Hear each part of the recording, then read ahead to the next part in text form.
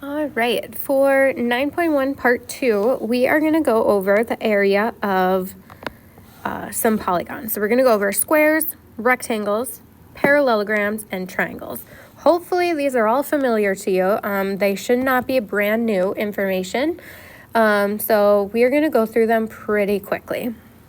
The area of a square, that one you just take whatever the side length is and you square it.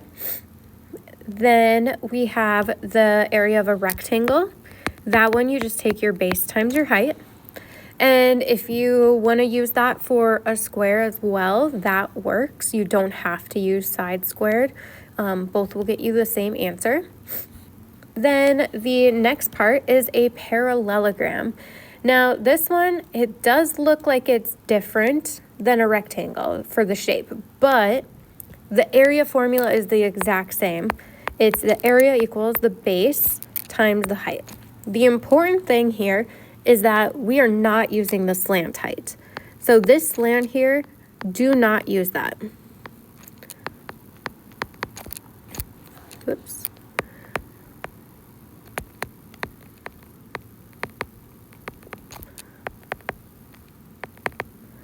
All right, so when we're talking about the height, we're talking about like our altitudes. It has to start at the top and then be perpendicular to the opposite side. So parallelograms is the same area formula as a rectangle. That has to be the straight up and down height. Same thing for the triangle. When we're using the height in the triangle, it's the altitude of the triangle. And our area formula for that is area equals 1/2 base times height. Now, these formulas will be given to you on the test. You just have to make sure you know how to use them. So you will not be given on parallelogram, don't use slant height. You are just going to be given this part here where it says area equals base times height. You have to know it means the vertical height, not the slant height. So those are things that you want to make sure you are studying for the test. All right. So example 7, they want you to find the area. So the first thing you want to do is figure out what type of shape you are working with. This one is a parallelogram.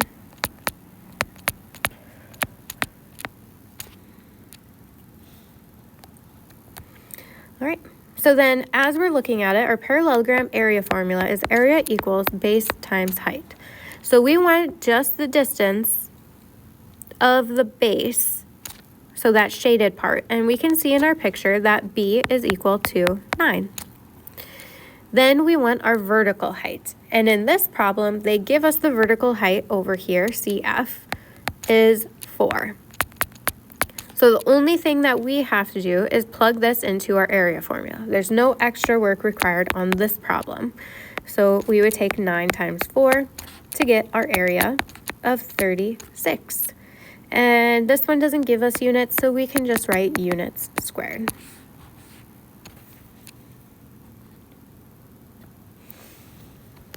Right. Notice in this problem, they gave us some extra numbers. They gave us the 8 and the 4.5. None of that was needed to get our area. So you have to make sure you know how to identify the parts needed to get the correct area of these shapes. All right, number 8. This one, right away, we should know that is a triangle. And our triangle area formula is 1/2 base times height. So our base is going to be the entire base of the triangle. So in this one, we have to take 45 plus 21. And that will give us the base of 66. Then you have to determine which number you're going to use for your height. So they give us 3 other numbers in this problem. So you have to make sure you know how to identify the height because it is the vertical one going straight up and down. So in this problem, height is 28. Once you've identified those 2 values, you plug it into your formula. Half base, we know the base is 66. And then our height is 28. When you type it into your calculator, instead of 1/2, you can just use 0.5 times 66 times 28. And that's what it could look like when you're typing it in your calculator. There are a couple different ways. This is the way I feel like most people avoid mistakes when they're typing it in. And your area should come out to 924 units squared.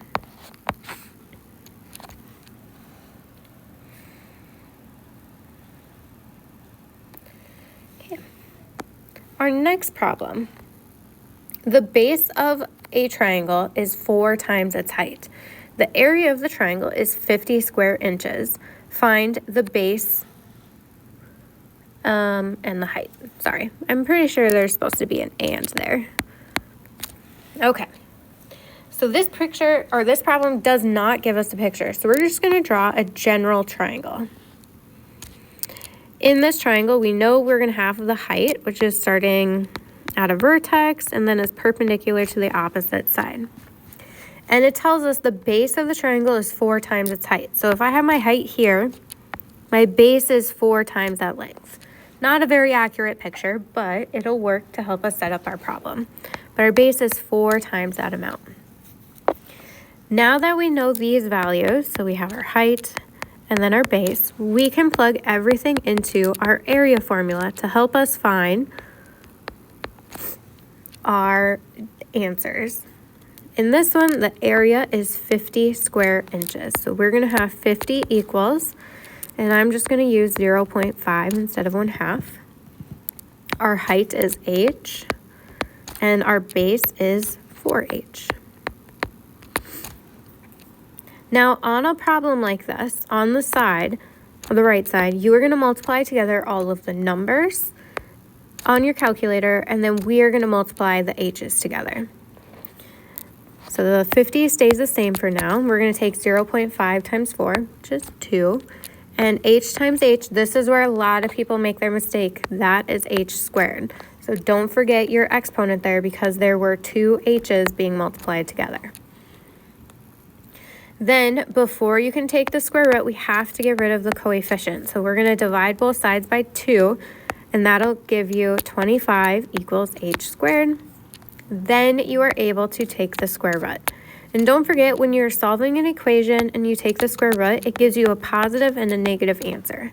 Then, in the context of our problem, we need to check if both answers work. And in this case, we just want the positive 5.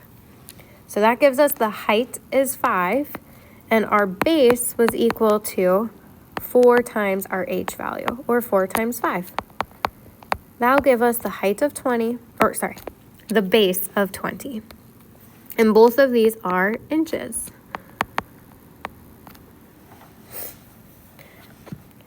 In a problem like this, there will be some on quizzes and tests. You want to make sure you read the problem carefully, and then don't forget to answer the question. Those are commonly missed parts on these problems. All right, our next one, number 10, find the area of the shape below. Sometimes you are going to get a shape like this, which isn't classified under any of ours. So you are going to have to either break it up into parts where you can find the area. So if we cut this into 2 rectangles, we have the rectangle on top, and we know this part over here is 5, so the part across from it would also be 5 meters. So of this 9, only 4 is left to be on the top part, so we no longer have that 9. So we're going to find the area of the top, and then the area of the bottom. And then to get our total, we are going to add those together. So on the top, we have a rectangle, 9 by 4. So to get that area, 9 times 4 equals 36. On the bottom, looks like we have a square, so 5 squared, or 5 times 5. That equals 25. Then to get our total area, we are going to add those numbers together, and that will give us 61 meters squared.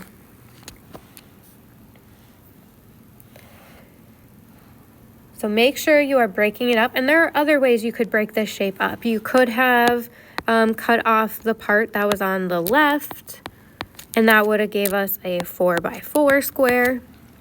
Or you could have found the larger area and then subtracted out that missing part here. That works as well. So there are several ways to get the right answer on this problem. You just need to pick one that works for you. All right. Example 11. So for this one, I'd recommend pausing and trying it on your own and then coming back to this problem. All right, so for this one, we have a parallelogram that has an area of 133 feet squared and a height of 19. What is the length of the base? Our parallelogram formula for area is base times height. They told us the area is 133 and the height is 19. We do not know the base.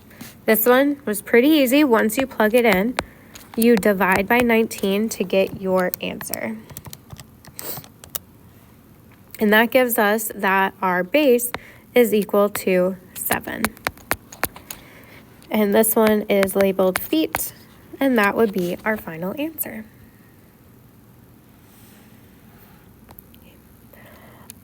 All right, our next question.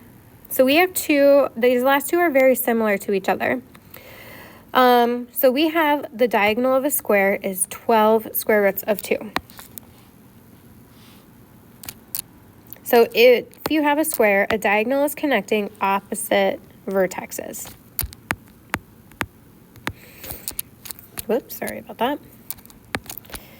All right, and on a square, we know all of the sides are the same length. They want us to find the area of the square. Now, there are two ways to do this problem. One is by remembering your special right triangles, because this is a 45, 45, 90. The other way is Pythagorean theorem. I will show both. You can choose which one works best for you. Oh, that is not how you spell it. Pythagorean theorem. There we go. All right, so for Pythagorean theorem, we just do our a squared plus b squared equals c squared. Important you don't forget the squareds. So this one we would have x squared plus x squared equals, and this was a common mistake on our test, parentheses 12 square root of 2, parentheses squared. So on the left side, we can combine our like terms. We have 2x squareds. When we square this, the squared is distributed. So if you don't put the parentheses on your calculator, you need to make sure you are squaring both of them separately then, because this should come out to 288. So on your calculator, you can either type 12 square roots of 2 in parentheses squared, or you can type 12 squared with the square root of 2 squared right next to it. Both ways will get you the same answer on your calculator. You just got to make sure you either square both or use the parentheses. And then just like last time, before we take the square root, we're going to divide both sides by 2. That will give us x squared equals 144. And then to get our x, we take the square root. With this problem, the question wasn't just asking us to find the side lengths. They wanted us to find the area of the square. So to get the area of your square, we're going to take the side times side, or side squared, and that gives us 144 units squared.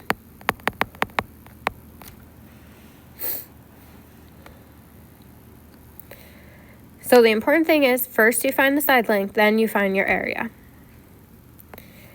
All right, your next example, this one is very similar, except this time the diagonal does not have a square root of 2. Oh, sorry, I forgot to go over. If you use your special right triangle, your hypotenuse is equal to your leg times the square root of 2. So our hypotenuse was 12 square roots of 2, and our leg is x. So you would get this problem and you divide by the square root of 2 on both sides, and that gives you your side length. Most of the time people forget about this by the time we get to our Unit 9 test, so I recommend just using Pythagorean theorem, but if you remember it, you can definitely use that to get your answer. All right, that brings us back to our next problem. So this one, our diagonal is 15. If we start off using Pythagorean theorem just like last time, we would have x squared plus x squared equals 15 squared. We would combine our like terms just like last time to get 2x squared equals, and then 15 squared is 225. And we would divide by 2 just like last time as well. And that gives us x squared equals 112.5. And we're going to leave this in exact answers. So if we want just the side length, we would get x equals the square root of 112.5. Now we need to remember we need to find the area of the square.